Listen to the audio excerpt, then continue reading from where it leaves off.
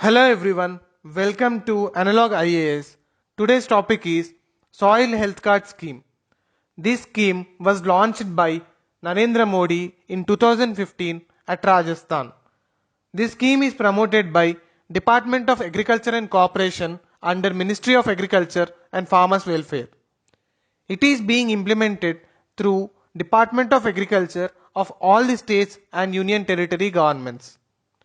The soil health card is a printed report that a farmer will be handed over for each of his holdings.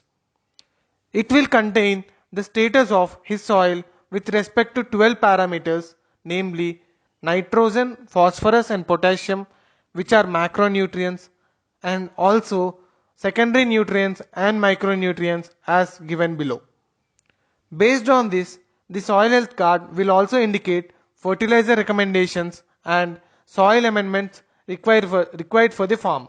Also, the soil samples will be drawn in a grid of 2.5 hectares in irrigated area and 10 hectares in rainfed area with the help of GPS and revenue maps.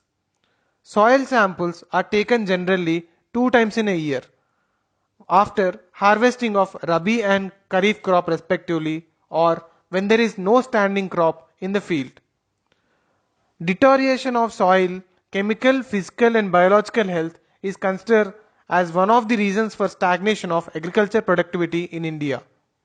So, the objectives of Soil Health Card Scheme are to issue soil health cards to farmers every 2 years so as to provide a basis to address nutritional deficiencies in fertilization practices. It also recommends an appropriate dosage of nutrients to be applied for improving soil health and its fertility. Some of the benefits of soil health card scheme are better nutrient management.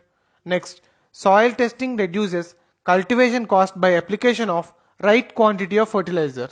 It ensures that additional income to farmers by increasing yields and also promotes sustainable farming. Now let us see a question based on this. Consider the following statements. The nationwide soil health card scheme aims at 1. Expanding the cultivable area under irrigation. This is false. Statement number 2. Enabling the banks to assess the quantum of loans to be granted to farmers on basis of soil quality. There is no such provision in this scheme. Statement number 3. Checking the overuse of fertilizers in farmland. This is correct. So the answer is B, 3 only. Thank you.